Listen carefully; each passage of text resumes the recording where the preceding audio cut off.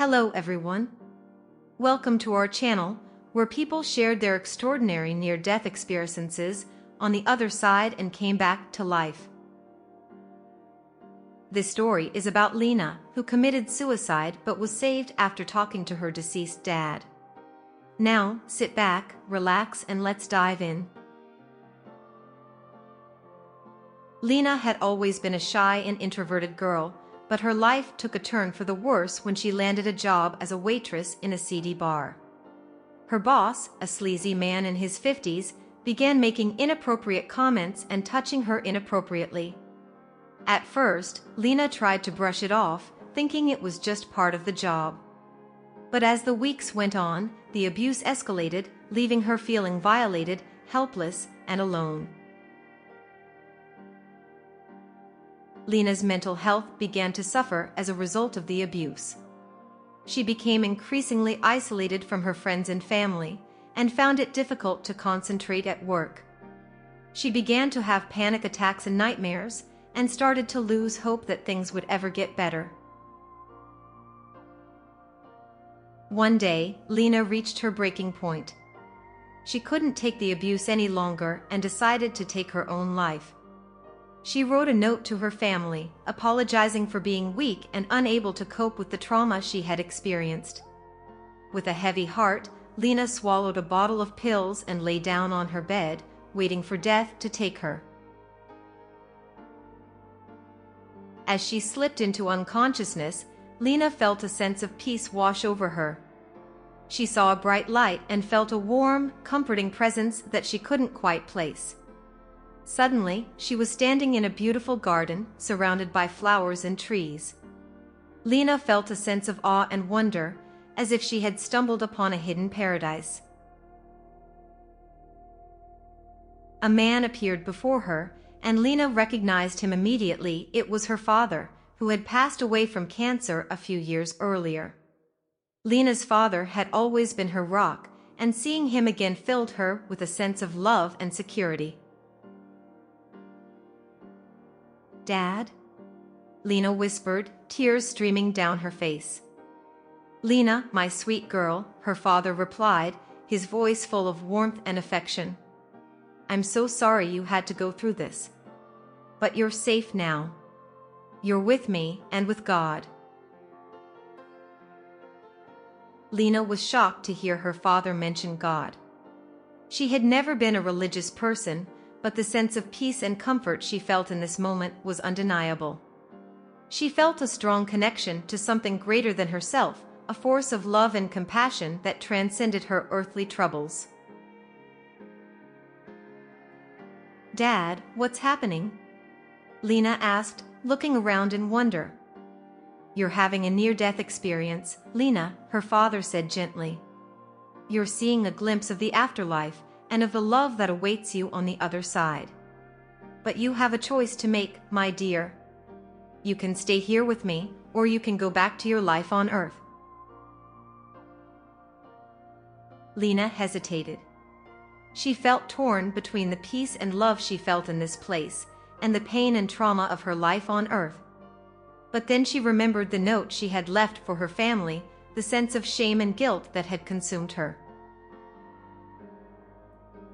"Dad, I can't go back," Lena said, tears streaming down her face. "I'm too weak, too damaged. I don't deserve to live." "Lena, don't you see?" her father said, placing a hand on her shoulder. "You are not weak. You are not damaged. You are a survivor, a warrior. You have been through hell, but you are still standing. And you have a purpose, my dear. You have a purpose that only you can fulfill." Lena felt a glimmer of hope stir within her. She looked up at her father, feeling a sense of gratitude and love that she had never experienced before. "What is my purpose, Dad?" she asked. "Your purpose is to fight for yourself and all miserable people," her father said, his voice full of conviction. "To use your voice and your strength to help others who have been through what you have. To make sure that no woman or man ever has to go through what you went through again." Lena felt a surge of energy and determination fill her. She looked around at the beautiful garden, at the colors and the life and the beauty, and knew that she wanted to bring that same sense of joy and hope to others. "I'll do it, Dad," Lena said, feeling a sense of purpose she had never experienced before. "I'll fight for people's rights. I'll make sure that no one ever has to suffer like I did." Her father smiled, a tear rolling down his cheek. "I'm proud of you, Lena," he said. "You are stronger than you know. And you are loved more than you can imagine." With those words, Lena felt herself slipping back into consciousness. She felt a jolt of pain in her chest, and then a rush of air as she gasped for breath. Lena's eyes opened, and she saw her mother, father, and brother gathered around her bed, tears streaming down their faces. "Lena," her mother cried, throwing her arms around her daughter. "Thank God, you're alive." Lena felt a sense of disorientation and confusion, but then the memories flooded back. The abuse at work, the suicide attempt, the near-death experience. She felt a sense of awe and wonder as she realized that she had been given a second chance at life, a chance to make a difference in the world. Over the next few weeks, Lena's physical health improved. She saw a therapist, talked to her family and friends, and slowly began to rebuild her life. But the most important change was the one that happened inside her. Lena felt a sense of purpose and determination that she had never experienced before. She began to read books and articles about civil rights, to attend rallies and protests, to speak out against injustice and abuse. Lena started a blog, where she shared her story and her thoughts on feminism and civil rights at work or any places. She received messages from people all over the world, thanking her for her courage and inspiration.